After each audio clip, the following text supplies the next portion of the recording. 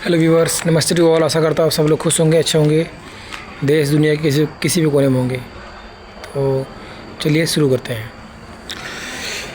फ़िलहाल में ईरान और अमेरिका इजराइल का वार चालू है और इस वार में जो ये सोच रहा है इस वार से हमें क्या लेना देना है, जो भारतीय है तो इनडायरेक्टली हमें उससे लेना देना इस तरह है कि आज की डेट में जो स्टॉक मार्केट में ट्रेडिंग करते हैं उनको पता होगा 2000 प्लस अपना बैंक निफ्टी नीचे जा चुका है और 700 प्लस अपना निफ्टी। तो ये सब भारत की टॉप कंपनीज़ है।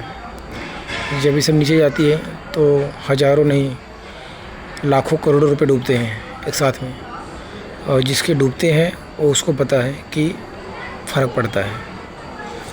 तो मैं भी थोड़े बहुत कभी कोई ट्रेड करता हूँ तो मुझे पता है, और इसका हमारे आपके सभी के जेबों पड़ने वाला है। अगर ऐसी वार चलता रहा तो गल्फ़ से जो ऑयल सप्लाई है बंद पड़ जाएगी, ठप हो जाएगी, और महीने तो ठप हो जाएगी अगर ऐसी, क्योंकि जो वहाँ पे प्रोडक्शन जो जगह है उसको डिस्ट्रॉय कर रहे हैं एक दूसरे के। तो अगर वार बंद भी होता है तो उसको बनने में इंफ्रास्ट्रक्चर वापस रीडेवलपमेंट करने में उसके बाद फिर कितना दिन जाएगा पता नहीं हो। तो उसकी वजह से जो अदर हमारे पास ऑप्शन है, रसिया हो गया और अलग अलग कंट्रीज़ जो हम ऑयल मंगा रहे हैं, तो क्या गारंटी है तो इस सिचुएशन का फ़ायदा नहीं उठाएंगे। हो सकता है वो भी अपने दामों को बढ़ा दें और एक 10 करके बेचें। तो इसमें क्या होगा, जब आज भी लोग इलेक्ट्रीफाई नहीं हुए हैं और भारत की हर कोने कोने में रेलवे नहीं पहुंची है कि हम ट्रेन से सभी चीज़ें पहुंचा देंगे, और जो कॉस्ट है हमारा ट्रांसपोर्टेशन कॉस्ट है एकदम घटा रहेगा, और हमारे जो डेली के खान पीन की वस्तुएं हैं और उन चीज़ों पर ज़्यादा असर नहीं आएगा, इनडायरेक्टली जाने वाला है। क्योंकि अभी भी हम अधिकांश जो चीज़ें मूवमेंट करते हैं यहाँ वहाँ, वो हम बड़ी बड़ी गाड़ियों से करते हैं, रोड के माध्यम से।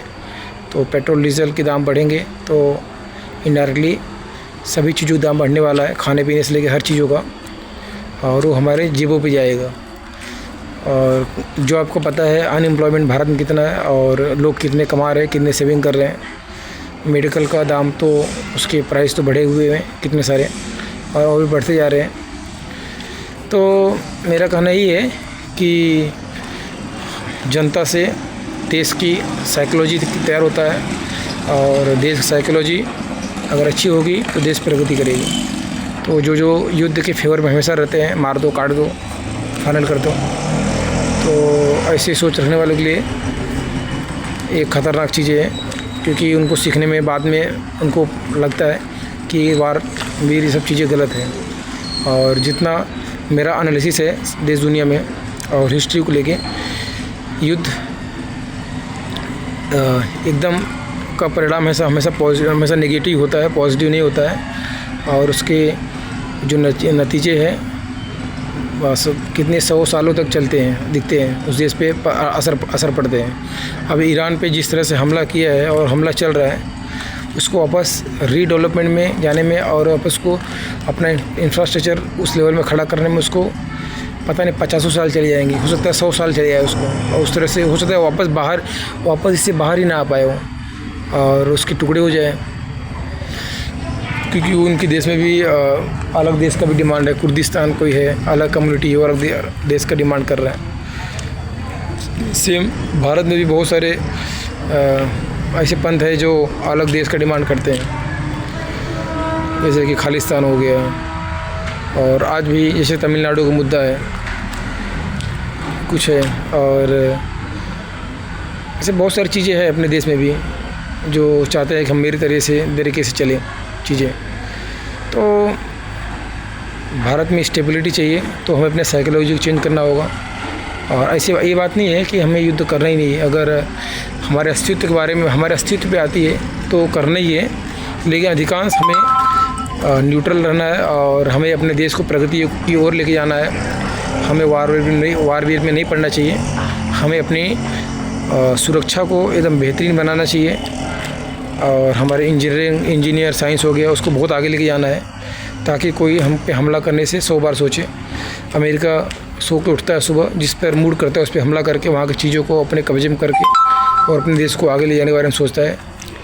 तो हम उस तरह नहीं हैं, लेकिन हमें इस तरह से हमें अपने कैपेबिलिटी को बना के रखना है कि कोई दूसरा हमारे देश पे नज़र उठाने से 100 बार सोचें। उसके लिए हमें पढ़ाई करना पड़ेगा और हमें हमारे बच्चों को रील से बाहर लाना पड़ेगा, उनको अच्छी नॉलेज देना पड़ेगा। साइंस एंड विज्ञान में हमारा एजुकेशन सिस्टम सबसे घटिया है, हमें उसको बहुत अच्छा सुधारना पड़ेगा क्योंकि पैसे लोग ले रहे हैं लेकिन एजुकेशन क्वालिटी एजुकेशन नहीं है। तो हमें उस चीज़ों पे जाना है और काम करना है। So thanks for watching, please like and subscribe my YouTube channel.